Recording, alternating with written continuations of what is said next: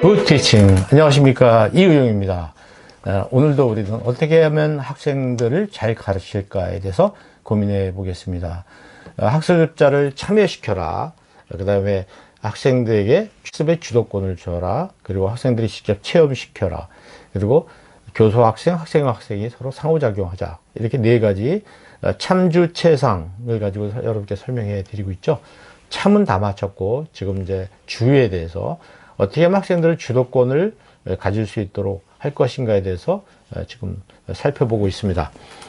군대 얘기하면 여러분 싫어하시죠? 저도 이제 군대를 갔다 왔는데, 군대에 가면 굉장히 그 입대하면 두 가지를 배웁니다. 제일 먼저 배우는 게 명령에 복종하라는 겁니다. 그래서 뭐 수없이 많은 그 고달픈 훈련을 받는데, 그건 뭐냐면 시키는 대로 하라는 겁니다.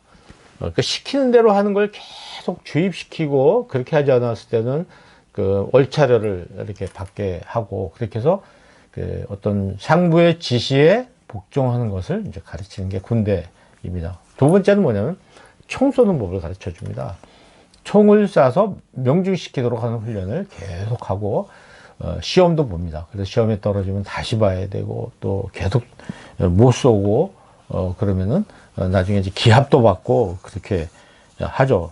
사격 훈련이라는 걸 굉장히 많이 하는데, 총을 직접 들고 목표를 향해서 쏘는데, 이게 군인들에게는 굉장히 이게 스트레스입니다. 총알이 잘 안 맞거든요. 안 맞는데, 전에 이제 제가 군대 생활할 때만 해도 이 총을 잘 못 쏘고 사격 훈련에서 떨어지는 사람은 벌도 받습니다. 벌도 받는데 기합을 많이 이제 이렇게 받게 되는데, 지금 생각해 보면 기합을 받는다고 해서 그게 그 기술이 좋아질 리는 없잖아요. 참 무식한 방법이었던 것 같아요. 그 당시에 훈련 방법은. 기술이 부족하면 기술을 가르쳐 줘야 되는데, 기술을 가르쳐 주지 않고서 뭐 참 때리고 말이에요. 운동장을 막 돌게 하고. 그러면 잘 쏠 수 있느냐? 그런 건 아니거든요. 전혀 별개의 문제였는데, 최근에는 많이 달라졌어요. 굉장히 과학적으로 이제 훈련을 하죠. 총도 굉장히 성능이 좋아졌지만, 총을 쏘는 방법을 굉장히 과학적으로 이렇게 연습시킵니다. 여러분 골프장 가보셨나요? 골프장 가보면 제가 골프를 이렇게 채를 휘두를 때 할 때 장면을 동영상으로 촬영을 합니다. 그래서 동영상으로 촬영한 걸 놓고서 제가 보면서 분석을 하는 거죠. 저때 저 자세가 저게 나빴구나. 그러면서 그걸 가르쳐 주시는 분이, 사범이 이제 이걸 이렇게 할 때 이렇게 하는 게 좋습니다 하고 얘기해 주잖아요. 그러니까 제가 치는 모습을 제가 영상으로 보니까 어느 부분이 잘못됐는지 알게 되는 거예요. 그래서 요즘 군대에서는요, 사격할 때 폼을 동영상으로 다 찍어줘요. 그리고 본인이 그걸 보면서 교관하고 같이 상의해서 어떻게 할 때 내 자세가 나쁜가, 그 기술을 스스로 터득하게 되는 거죠. 자, 이게 바로 학습이 아닌가. 그래서 자기 스스로 그 동영상을 보면서 문제점 있는 부분을 분석해가지고 찾아내서 그것을 시정하고, 그래서 총을 쏘고, 그 다음에 또 바꿔서 쏘아보고, 그러면 나중에는 굉장히 잘 쏘게 되는 그런 훈련 방법이죠. 이게 바로 자기주도형 훈련이 아닌가, 이렇게 볼 수가 있습니다. 그건 뭐냐면, 지금까지는 교관이 주도권을 가지고 총을 쏘게 하고 일방적으로 가르치고 일방적으로 스트레스를 주는 그런 방식이었는데, 이제는 주도권을 내가 주는 거죠. 학습자 스스로가, 군인 스스로가 내가 쥐고 내가 총을 잘 쏘려면 어떻게 해야 되는가 하는 고민을 하게 만드는 것입니다. 그래서 우리가 이제 관리 사이클이라고 아시잖아요. PDCA라고 하는 것은 뭐죠? PDCA. P, 플랜입니다. 플랜. 내가 계획을 세웁니다. 그다음에 do, D죠. do, 해봅니다. 그러니까 문제점이 없나? 체크. 스스로 체크해 봅니다. C. 그 다음에 A는 액션. 그리고 다시 한번 또 시도를 해보는 겁니다. 그래서 PDCA, 이걸 계속 반복해 봄으로써 뭔가 완벽한 어떤 성과를 내는 그런 방식인데, 그 중심엔 내가 있는 것이죠. 내가 주인이 되어서 내가 주도해서 문제를 찾아서 문제를 계속 해결해 나가면서 완성의 단계로 나아가는 방법이다, 이렇게 볼 수 있습니다. 자, 우리 학습도 마찬가지인데, 우리 학생들의 그 학습이라는 것이요, 남이 세워준 목표를 달성하는 그런 식의 공부를 굉장히 많이 해온 거예요.